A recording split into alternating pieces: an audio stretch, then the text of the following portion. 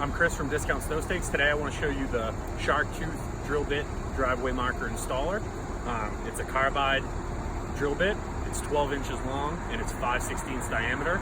It allows for 5/16, quarter inch, and even 3/8 snow stakes to be installed. Really easy to use. You know, it's good for frozen ground, but any regular ground also, it drills right through.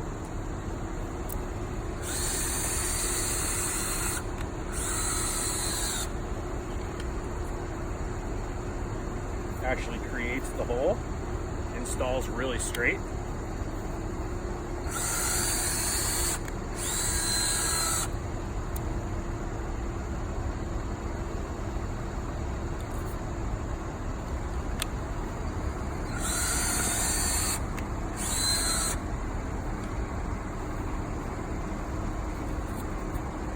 As you can see, really straight installation, and also allows to go through frozen ground and even concrete.